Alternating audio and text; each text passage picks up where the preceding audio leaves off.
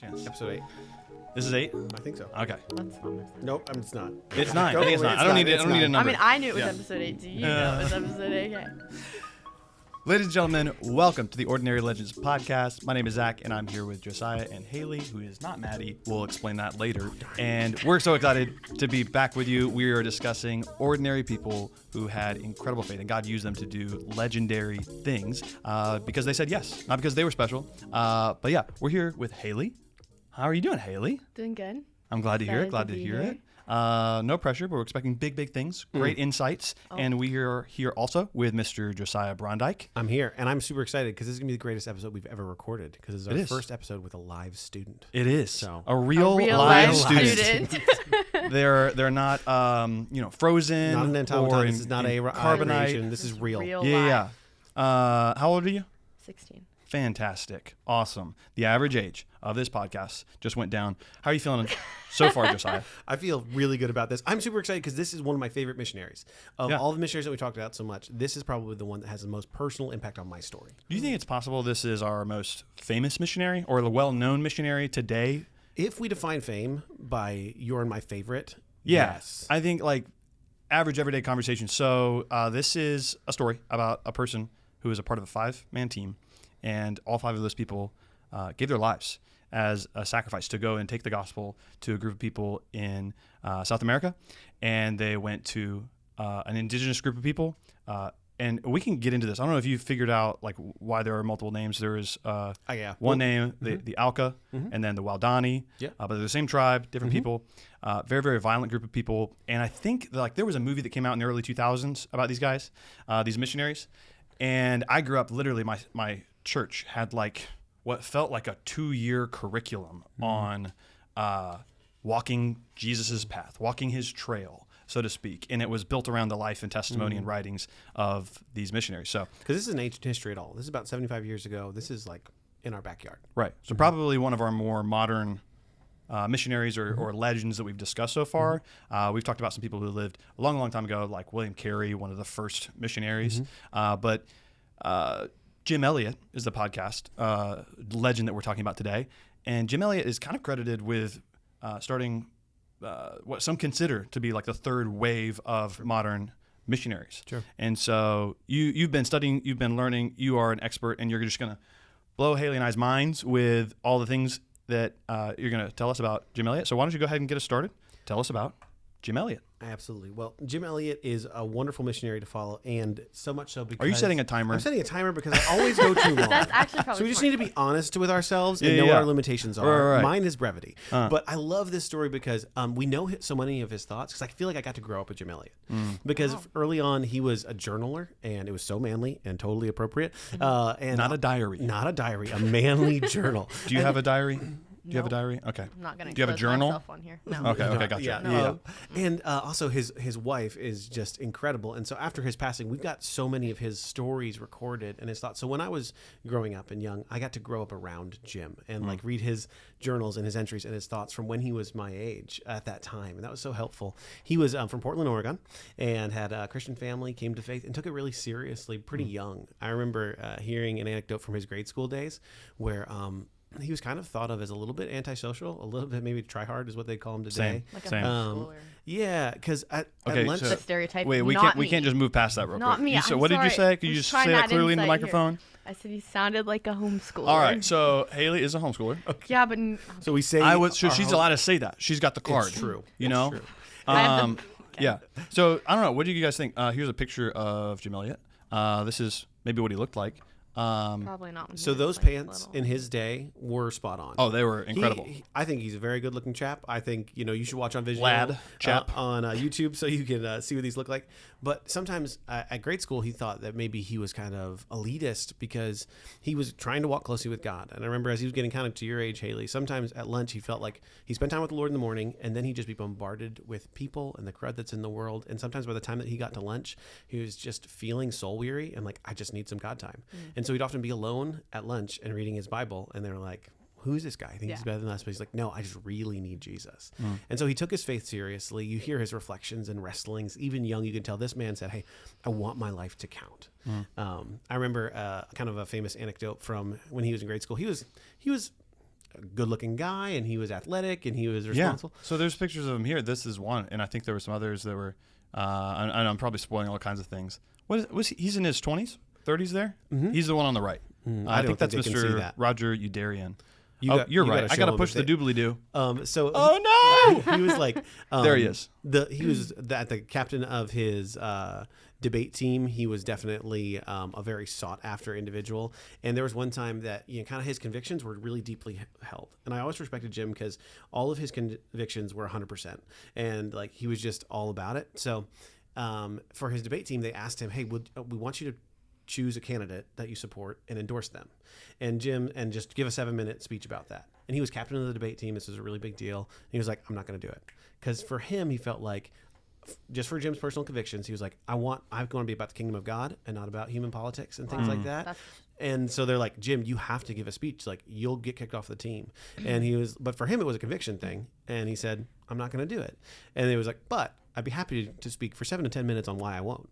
And he got up and spoke about the kingdom of God and the gospel and what he was encouraged and excited about. So that was Jim. That's grade school, like middle school or high school? Wow. Yeah. And so he's like, "I want my life to count." So he went off to what was the kind of famous missionary training school of the day. It was called Wheaton College. And he was very serious. He took Hebrew and Greek because he wanted to know the word well so he could share the word well. And it was there in one of his language classes that he met a young lass who would become a big part of his story, Miss Elizabeth That's Elliot. A girl. For Yes. our young listeners. For our under 60. I am internally old. Well, that's how I don't know if he called Miss Elliot a lass, but he could have. He did not. He could have pulled her that way. No idea. So I recommend to you, Haley, and anyone listening, there's so many of their stories that you can read in their journals. This is one called Through Lights of Splendor, and this is Elizabeth's recollection. I did another one that was In the Shadow of the Almighty, and we have more of his journal entries.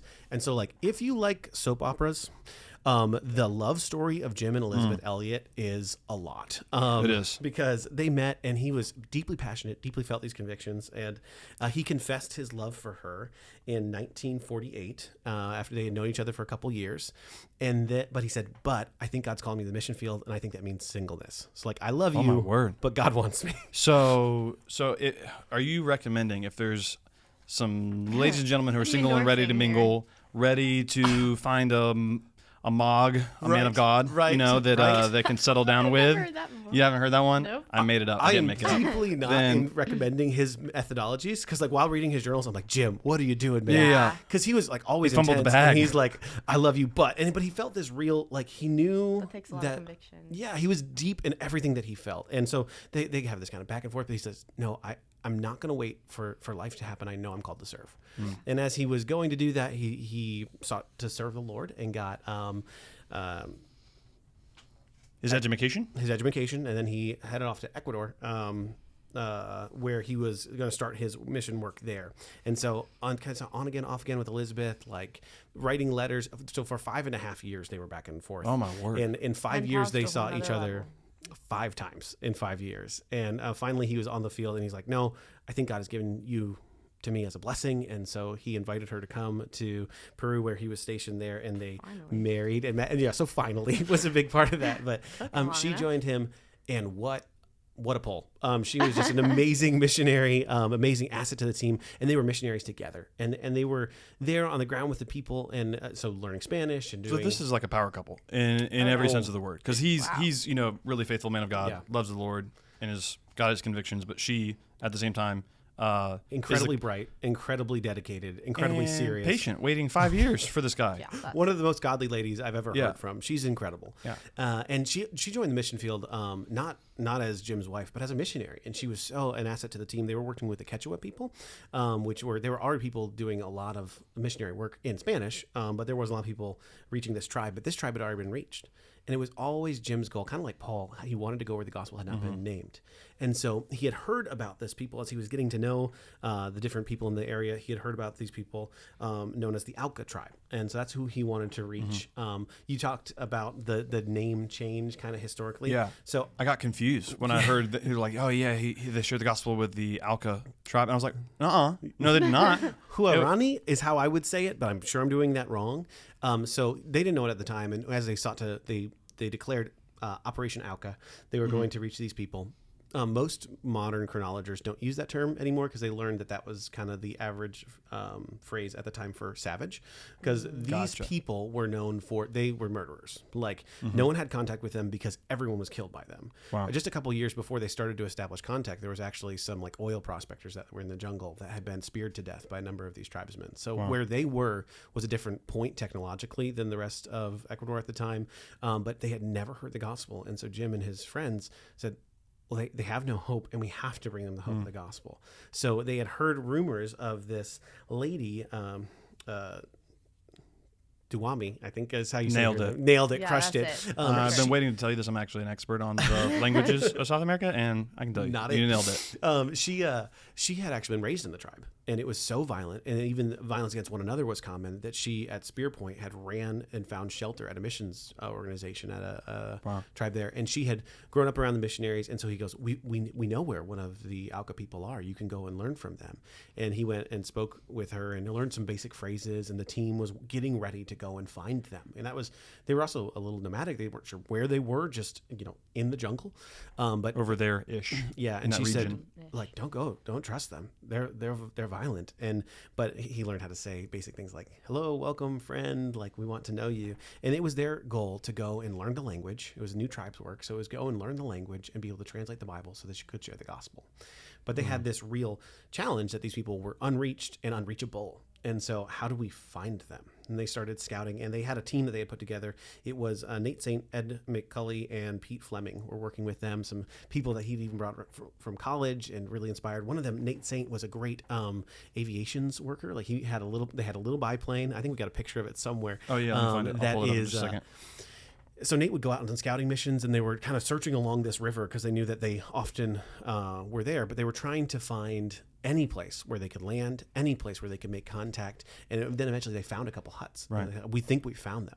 So this is one of the photos. So you can see the plane in the background, and that's, spoiler alert, they did make it. They did meet some of the tribes people. But is there another photo I should grab? I have no confidence in that whatsoever. If you'll find whatever is there, I'm sure. Maybe but this that was kind of deeper into their journey. Quote, because initial contact was difficult because every first response was a spear.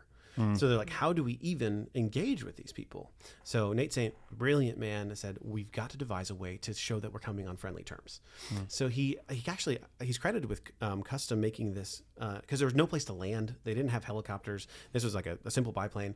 And so they found this clearing, and he developed this strategy for how to lower down gifts in a basket. It was fascinating. He would go and he'd fly the plane in a pretty tight circle. It was really technical, so that he would be out here, but the basket and centrifugal force would be pretty much central on the ground. Wow. So it was this incredibly technical maneuver, and he brought his expertise to do that. And they started to come and bring gifts, some cloth, and here's a machete. And so people would come out to the basket. So whenever they got out of that plane, they're like, well, these are friends. And it was funny. They got the message. They even sent back a parrot.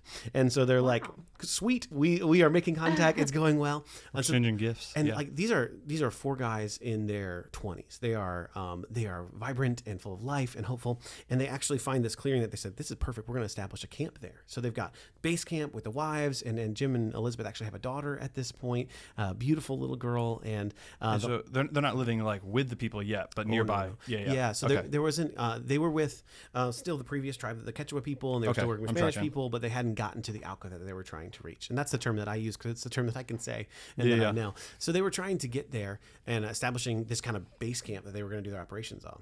And so they had some people finally come out of the woods when they had established camp, and they were just shout all day into the forest like, we're here, we're friends, come talk with us. And the first time that they came out of the woods, they were so excited. They met with them, they exchanged with them, they even they were trying to get them to explain, we want to make an airfield. They were using like pantomiming with their plane. There's even a video of them trying to get the plane. They had this toy plane. They're like, we want to clear trees so that we can bring a plane here. They're like, who are these people? And what are they saying? What are these crazy people trying to tell us? And as they were trying to communicate early with these tribesmen, it became clear one of the guys wanted to go in the plane. And they were wanted to ride. He wanted to ride. Okay. And so they were like, wow. Let's go. Yeah. So, I thought you were like, you were trying to say like, under no circumstances. No, they take him up. And so he's having the time of his life. He's shouting to his people down below, but they don't understand the politics of what's going on in the tribe. So there's some people that are like, who are these people that are bringing us gifts? And there's some people that are like, yeah, let's talk to them. There's people that are very suspicious, and we will not. They're demons, or they're evil. And I think it's interesting because we hear more of their story in time, and kind of in retrospect, we understand more of it. But I think there was a thought like, they stole us. They stole our brother. Like that one that went up on the plane with them. Yeah. He's not human anymore. They've done something to him and he's changed. So that was their first point of contact. And they're so thrilled because they're like, we've made it. We've done it. We're going to reach these people. Yeah, the missionaries. And this is what they've been praying for, preparing for years and years and years. And so they had some firearms on them to protect themselves. But they had determined in their heart, we will not use a weapon in self-defense against anyone that doesn't already know the Lord.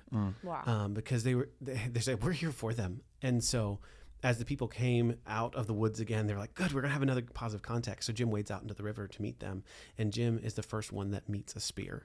And this was their main weapon of war. And the 5 men, there was actually an additional one, Roger, who had joined them. And he had been like a bushcraft expert. He had already done missions work. And so he had joined the team just recently. And they said, we're finally here. But on that day, on the banks of the river, all 5 of them are speared to death while they have like radio communications with their wives back at base camp interfered with. And they bleed to death in the river all the time, having a firearm on the hip that they could have discharged and could have used. And that's where these famous missionaries, Nate Saint and Bill Cully, Pete Fleming and Roger Yoderlin and Jim Elliot, their story ends there on the banks of this river. Wow. And their story ends, but his voice still speaks because we got all these journals and the story continues. But we were able to learn so much from their time, from all that he wrote. Wow. I've heard that story many, many times. I've seen dramatizations. There's actually a pretty well done movie called The End of the Spear. Like I said, it came out in the early 2000s. I've read a lot of his writing, but still, as you're sharing it just there, like it's still so heavy. And you still think all the normal questions like, how could this happen? Why did God allow it to go in that particular way? And yet, spoiler alert, this is going to be a 2-part episode, right? So we're talking about Jim Elliot for the most part in this episode. And then our next episode will be with, actually, can we say? Yeah, sure. It'll be with your wife, Rachel, who's going to tell us more about Elizabeth Elliot. And so the story goes on and their impact continues. But for now, I wonder if it would almost be helpful for us to think like, put ourselves in the shoes of their family members, of Americans who were hearing about that news, because it made global headlines. Sure. It was tragic. Like we can start to think and imagine the kind of questions that they'd be asking. We can actually read some of the questions they were asking, but that is just absolutely tragic. And I think we could maybe compare a few similarities with this story and with some others like John and Betty Stam, who lost their lives. I think that was one of our first episodes. And we're kind of back to this question: why would God allow this to happen? Sure. Is this really the best way things could have gone? And there's so much for us to learn about their bravery, their courage, but a few questions. So you said that they were a really, really violent group of people, and that was sort of some of the sense of urgency for Jim Elliot and his teammates to go and share the gospel. Can you tell us anything else about the violence? Because I mean, we think of violence in a lot of different ways. Like there are parts of our own country that are violent, but what was going on in the Amazon that was so unique there? Yeah, so the Quechua people, the Spanish people in the area, they referred to them as savages because they're like, you don't go into the woods there because you don't come back. It was kind of like a zero contact type tribe. They spoke a different language. No one knew how to communicate with them.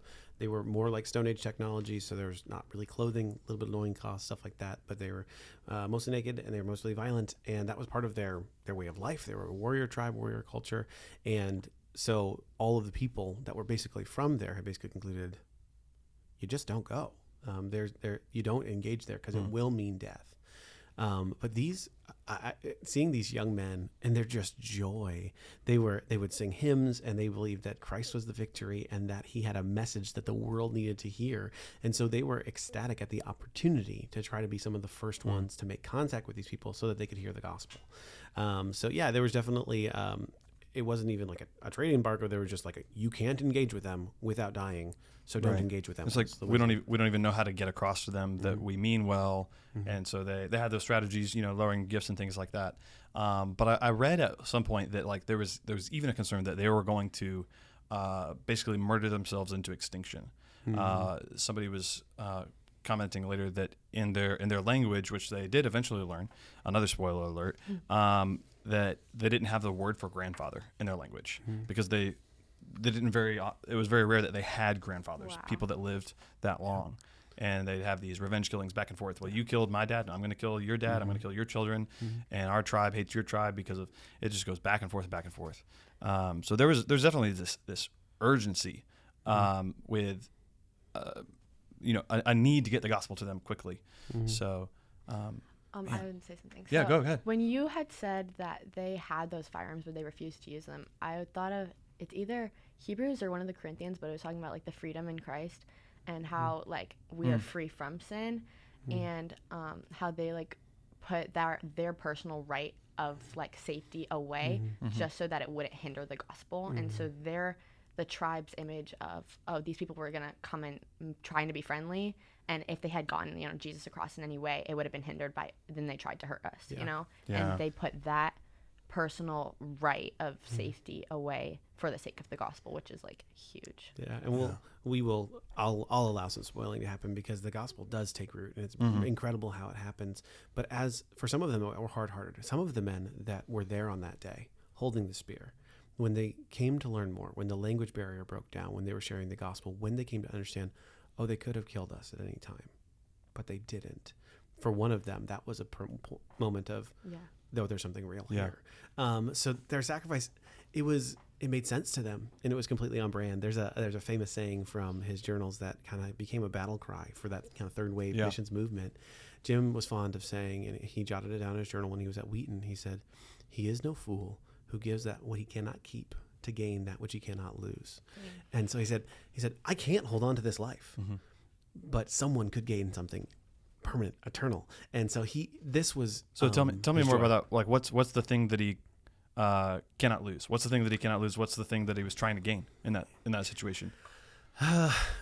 He had this heart that I think we would go back to Carrie, and he was informed by some of these earlier missionary stories and inspired by them, grew up hearing them, and kind of like I grew up with stories of Jim. Jim grew up with stories of some of those other ordinary legends we've already talked about. And he just said that, life has consequence. And he got job offers for being a pastor in the States. He got job offers. Like, he was a very sharp, very bright man. But he said, no, I want to go where the gospel has not been proclaimed. I want to go to people that desperately need it. And my life isn't something I can hold on to. So how could I not lay it down? Right. You see consistently an It's echo a in whole his nother journals. level of humility. Yeah. He's like, I could have 70 years here on earth, or I could have 30 years here on earth, but I'm going to have eternity in heaven. And that is something that's secure. That's something that God holds firmly in his hand. And I'm never going to lose. And I could bring somebody with me. Yeah. And that thought energized and encouraged him. Like, Maybe I'm bringing the whole tribe with me. Yeah. There was giddiness that could work. Yeah, absolutely. So I want to dig into this pattern, this theme that I think we see illustrated really well in their story. We were actually talking about this just the other day, Josiah.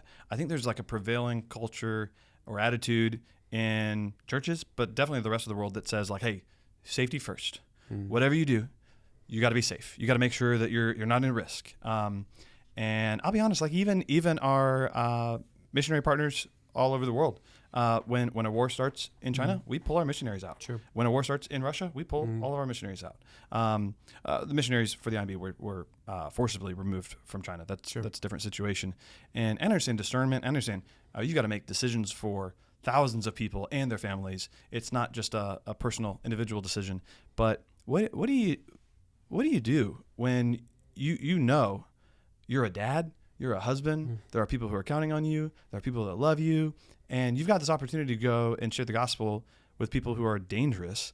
You think there were people telling them, like, don't go, that's too dangerous, don't do it. I mean, we know some of the natives people, but I wonder if even friends, family, other Bible-believing Christians were kind of a voice of dissent there. I'm sure that was also like a voice in his head when he was deciding whether or not to marry Elizabeth, of like, oh, I don't want, that's another thing like holding me back. The Bible also talks about, when you're single, your main goal is how can I serve God? But when you're married, your main goal is, oh, how can I also serve my wife? And that's like another thing. I'm literally preaching about that tonight in our college service. So 1 cool. Corinthians 7, where he says, 1 Corinthians, yeah. So you know your Bible really, really well. But he says, I say this as a concession, not as a command. I wish that more of you were like me. Yeah. I wish more of you were single. Yeah. Because when you're married, you're not only thinking about how can I serve the Lord, you're also thinking how can I serve my wife. Sure. And he says it's very, very clear, marriage is a gift.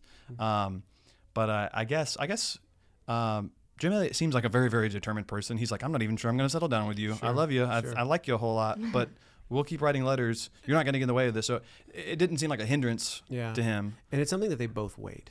I think Yeah. they were both ready for Jim to give his all. And there's a lot of Elizabeth Elliot to talk about, so we can spoil this much. The incredible thing that I think really struck the world when the world was outraged about this atrocity, some of the wives of these people, specifically Elizabeth Elliot and Rachel Saint, returned to the tribe and to the people that murdered their husbands. Rachel's going to be so mad at you for spoiling that. There's so much to their story, so they will be fine. And brought their daughter back to those people. And so the men so the men that murdered their father, they came and proclaimed the gospel to. Wow. And they kept tilling that soil. So they both weighed all these truths of only one life will soon be passed. Only those things done for Christ will last. As saying, we want to give up our lives. Well, there's a famous kind of quote of Jim. He said, I don't want anyone to just cross my path as a mile marker.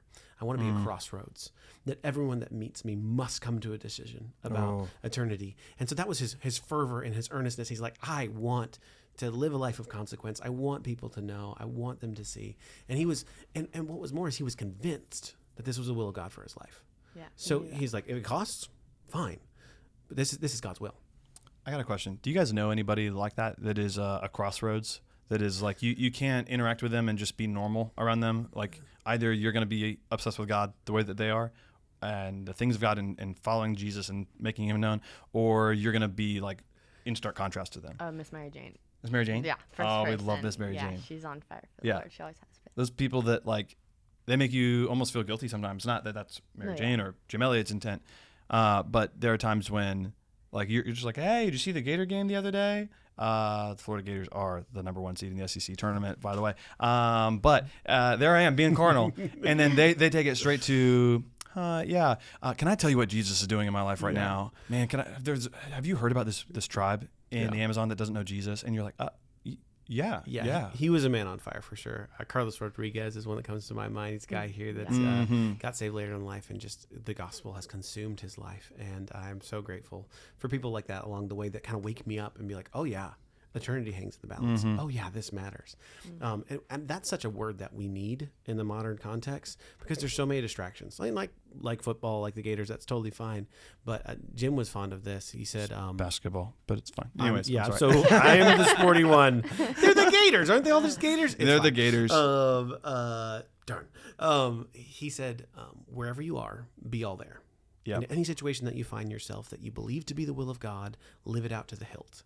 And that captured my heart as a young man. I was like, I want to live like that. I don't want to and we are such a distracted generation, and I'm putting us in the same generation, Haley, because we're basically the same age. You basically are. We're in the same century. Yeah.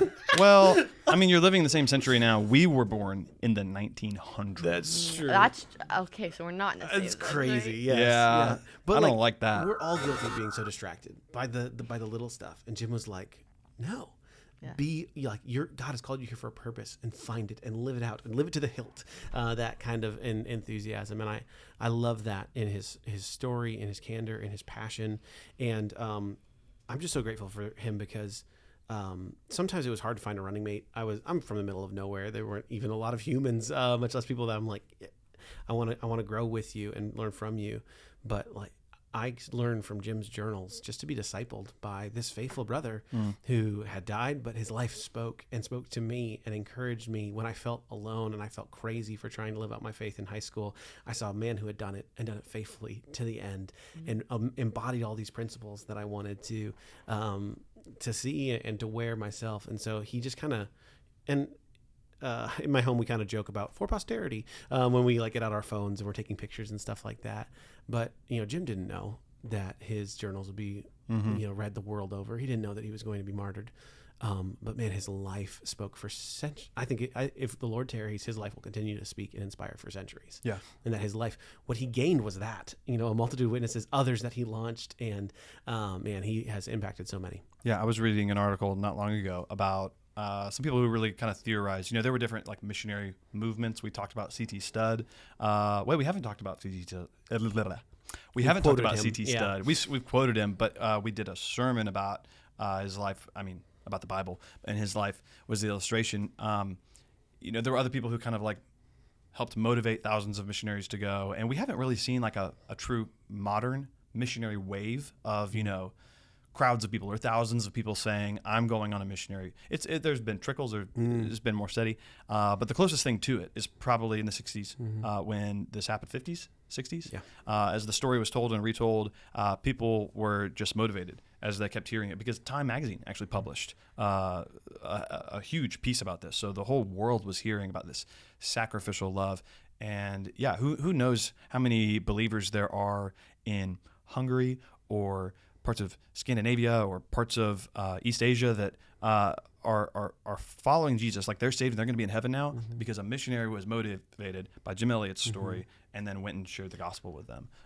That's going to be an impact that is probably going to blow us away when we get to heaven. There's two crowds I think we forget about too often. Hebrews 11 talks about the crowd of witnesses, those that have gone before us and cheer us home and say, like, it's worth it, run, like, do this thing, give your life, men of whom the world is not yet worthy.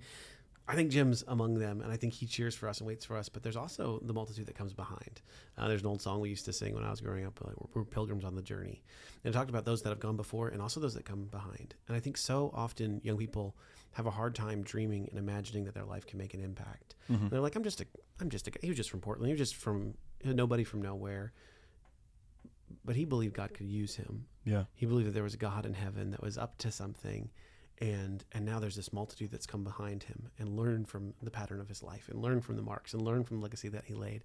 And so when I meet young people, I'm like, you could be the next D.L. Moody. You could be the next Jim Elliot. You could be the next Hudson Taylor. You could be the next William Carey. And the thing that stands out to me as we're talking about this story is when I think about like leaving a legacy, I think of, I need to make sure that I'm a good Christian man by the time I'm 70 and I've got my grandkids on my knee. You know what I mean? Like, I need to make sure that I get there eventually. But Jim Elliot didn't get to be 70 years old, and he made an incredible impact and left an incredible legacy, even though he died, I believe he was in his 30s. And so he didn't wait around to become the kind of person and say, it's going to take most of my life, but eventually I will be someone worth telling stories about, or I will be the kind of person that someone could emulate their life after. He just started doing it. And so how many different revivals have we seen in Europe and in America as well that were started by teenagers and college students who just got a hold of God's word and were inspired and motivated to follow Jesus, to pray. And so if we've got high schoolers, college age students listening to this right now, there's at least one high schooler listening to this, if you're seeing, I don't know how I could do that, I don't know that I'm going to be able to do anything or become the kind of person who would accomplish any of these kind of legendary things, all evidence to the contrary. I think sometimes God uses 60-year-old, really sweet, sanctified people, but very often he uses young people. He was 29. 29 years old. They were a bunch of kids. My goodness. And today we would be like, well, go home and grow up and wait till you can grow a real beard. But these were men that are like, no, God has a call on my life and I will go. And, I think you said this is the third wave missionary movement. Like, I'm ready for the fourth wave. Yeah. That's one of our prayers that Jesus has told us since his time on earth, the fields are white unto the harvest, but the laborers are few. So we are to pray to the Lord of the harvest that he would thrust laborers into his harvest field. And man, we want that some people would catch this vision and be like, I'm going to go. I'm going to live a life of consequence. I don't care if it's 30 years or 100. I'm going to use the moments that I have to the hilt to the glory of God. Who was it that said something about being bulletproof when you're inside the will of God? Gosh, was it you? I say it, and I don't know who to attribute it to. Yeah. I spent good time Googling it, but yes. I think there's probably multiple people who have said something like it. I think we need to just give Haley a full-time job here, and like you just be the doobly-doo laptop person. Oh yeah, and be like, I'm going to find that quote right now. Yeah. And pull up the pictures and actually do justice with that. I'm insulted that you think you can do it in 5 seconds because I spent like a good 20 minutes and failed. It's okay. You're probably right. We're basically the same age, just emphasizing. But there's probably a lot of people who've said something like that. There's probably some scripture references that would inspire that. But I think the sentiment is really God is going to keep you in this world until he decides to take you out of it. Yeah. And so you can go into really dangerous places and you might lose your life. That might be God's plan. But if it's not God's plan for you to lose your life, nothing's going to happen. Yeah. You're going to be bulletproof. You're going to be Mm-hmm. invincible. And so, this you might be like, Zach, heck of a story to illustrate that with, but there are so many other stories where people just thrived in really dangerous places, like Amy Carmichael. And this was the will of God for their Yeah, lives. and this was the they will of had God. a moment of intense pain, and then it was over. Mm-hmm. And then they had an eternity of eternal bliss. Yeah. And they've had hundreds of brothers and sisters in Christ and Indians that were like, I'm here because you. Yeah. You came and you made If it you work. hadn't laid down your life, which is, greater love hath no man than this, than to lay down his life for his friends. So that's what Yeah. he gained. He gained the soul and the eternity of his murderer. You could probably make the argument that their death led to more people coming to know Jesus than their lives would have. Mm-hmm. So I have a question, I think, for Haley. That's what I was going to do too. So you go for it. Yeah. Okay. So think about it this way. You are 16 years old. Imagine you're 22 years old. And somebody gives you the opportunity to go be a missionary.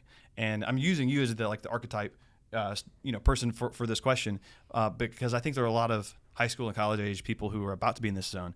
What do you do if you've got an opportunity, not even to go to a really, really violent tribe of people that we know is murderous, but just to some place in Europe or Japan? Yeah. What are the questions or concerns that family, friends, people who go to church with us are probably going to be asking you? Yeah, I feel like probably it would be like, the basic stuff like, how long are you going? What are you doing? Where are you staying? Are you sure? Yeah. Are you going to be safe? But you've got so much potential. Yeah. Can I confess something? This is wrong. This is really, really wrong. But there was a part of my mind at one point in life that thought, if I don't get into a very good college, maybe I'll go be a missionary. And that's wrong. Like that, I'm so glad that As I we've didn't looked go at these stories, they've all been brilliant. They're like brilliant people. with gobs of potential. The kind of world is fighting over, and they're like, no, I'm going. Yeah, I've got options, but I'm going to go. So people are going to be saying, hey, you've got potential. How long are you going to be? Yeah. Is it going to be safe? Yeah.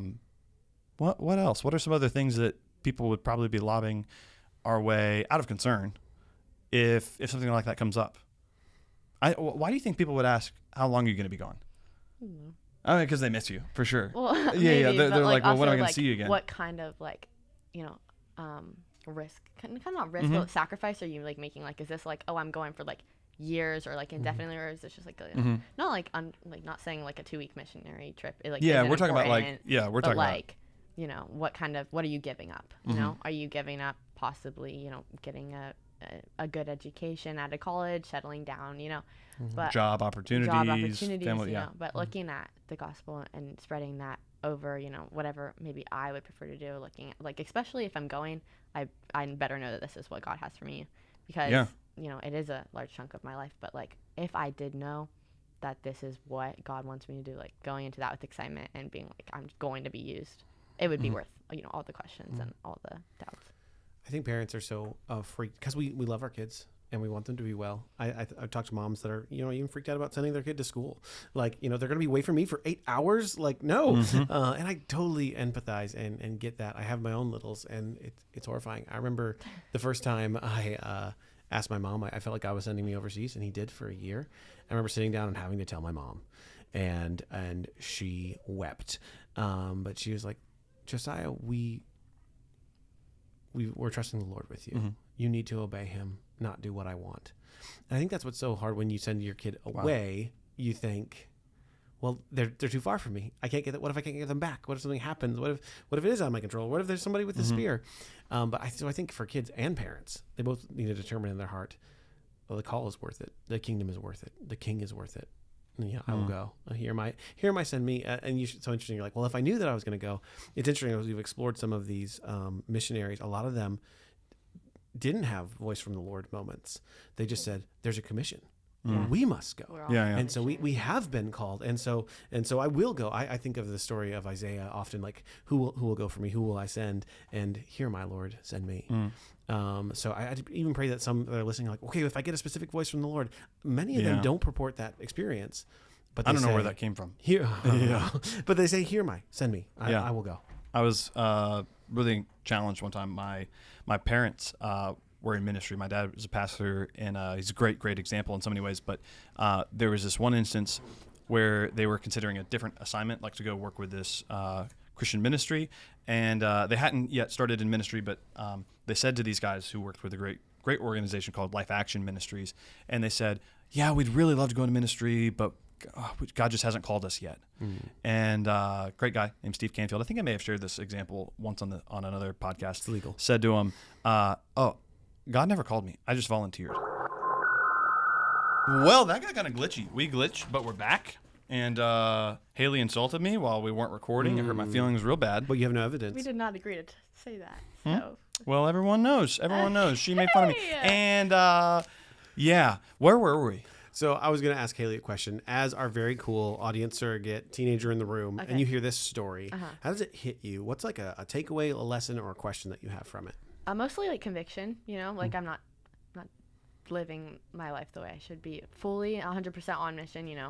There's a million other things that go through my head that aren't Jesus, that really could be Jesus, and like my interactions with people, I could have said something and I didn't, and like this guy walked to the middle of a river to reach people who literally killed people for fun, and like to be fair, Jim Elliot makes all of us feel like That's fair. wimpy Christians. So don't let the enemy make you feel ashamed or I'm a good for nothing, because you're great. There was a good calculus in her mind. We were connecting off mic about it for just a second, and she was like, what do I stand to lose? They're going to give me the side eye. They're going to make fun of me. Yeah. Okay, I can handle that. Like, and to say, yeah, it's worth it. It really is. It really is. So, hey, are you going to listen to the next episode with Elizabeth Elliot? Definitely. You promise? All right, we got you on recording now. And so, any chance you want to give us like a little teaser as far as what Rachel's going to share with us in the next episode? So Elizabeth Elliot was a life. I asked Rachel a couple months ago, like, what do you think sums up Elizabeth's life? She said, in so many ways, suffering and profound faithfulness, and like deep joy, deep conviction, and deep wisdom in the light of a life touched by sorrow, but defined by joy. So we love. I have an insane amount of respect for Elizabeth Elliot. I have an insane amount of respect for Rachel Brondike, and so it's gonna be a good episode. And really, we want to kind of highlight how the story continues. Yeah. So often we think about, this tragic moment. Their death is not the end. This is the martyrdom. It is not. The kingdom marches forward. That's how the men lived. That's how their family lived, and that's how we must live too. Yeah. So there's a lot for us to learn from Jim Elliot. We're going to learn some more from Elizabeth Elliot. Make sure you hit subscribe. Make sure you like and comment something that you learned on this episode. Because genuinely, no, it sounds so vain. You're like, funny. please tell us we're doing a good job. Click no, the I don't mean it that way. bell. Yeah. Like and subscribe. No, but genuinely. Find the youths. Tell the youths algorithm will appreciate your little doobly-doo in the comments, and it'll help us get this conversation to more people who haven't heard it yet. Well, we have Haley on. So we have Haley. This episode's about to blow up. Off the charts. Viral. Her just thousands just of like fans that. will be here. Yep, it's real. It's real. It's real. Thank you so much for joining us for the Ordinary Legends podcast. We'll see you next time. Wherever you are, be all there.